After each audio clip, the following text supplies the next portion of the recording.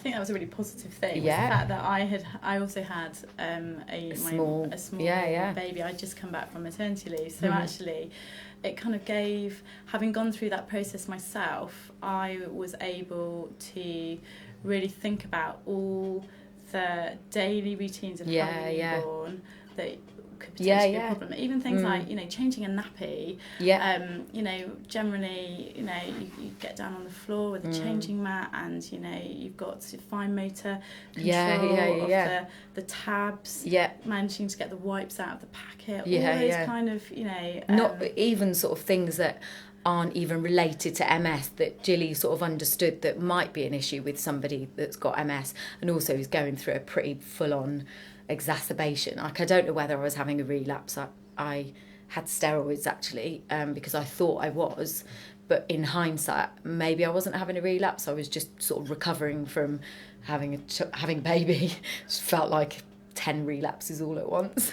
So it was really reassuring to speak to somebody who had had a baby as well and who worked with people with MS and thought, actually maybe you will find these things really hard. I mean, I couldn't even get on the floor when I had him. I couldn't kneel on the floor. My mobility was that poor that it was really difficult to get down on the floor or to get up off the floor.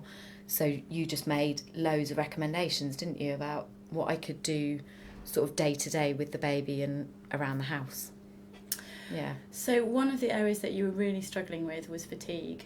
Massively. And actually you'd already got, so I did some fatigue management with you. Yeah. And you were really quite a perfect person to do it on, because you just took all your advice. You did, and you did it, which was just which was just wonderful, and it made a real difference. But I think you were so desperate at that time, 100%, that you would have done anything. Probably would have done anything. What was really fantastic was that when I reviewed her, so putting in things like rest, she just took all of that on board and just started doing it from day one, and on review was just like, it works. Yeah, it really did. You've had you used to do a lot of yoga and meditation, didn't you? Yeah, I used to do yoga and Pilates, but the big thing that Jilly talked about, a way to cope with fatigue, was looking at, you called it rest, but then we talked about, like, what do you mean resting? Because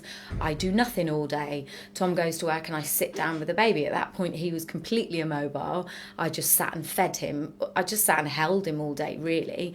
And I was thinking, but I rest all day, I don't do anything. And when you sort of explained that actually resting was about shutting down and closing my eyes and, stopping thinking about the baby and everything else, and that maybe if I use something like meditation, that might be a proper sort of way to rest, I thought, oh, okay.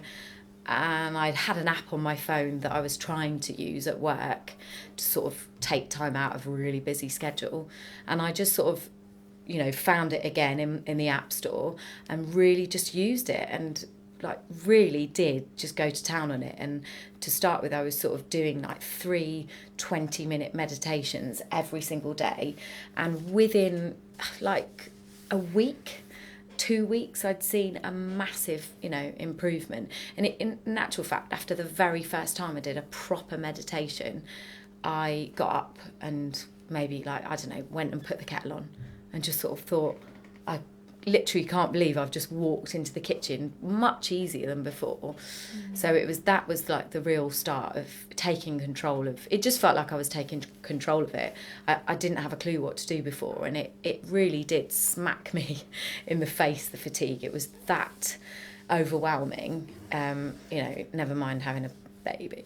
It was the fatigue that really, I just didn't know how to manage it at all. Yeah, I mean, I think people often come in and they sort of talk about wading through mud, walking through treacle. That's how they explain how their fatigue is. And actually, I think a lot of patients, when they come in, they've never really had, until they've come across an MS sort of team, like either the clinical nurse specialist or or an AT, you know, or somebody who's got that awareness that fatigue is different from everyday tiredness. Yeah. Because it is tiring having a baby for anybody, but you put MS in the mix with that as well, and that can be really debilitating. And all you want to do is to be a good mum. Yeah. And, you know, but the fatigue is just not allowing you to be able to do those, you know.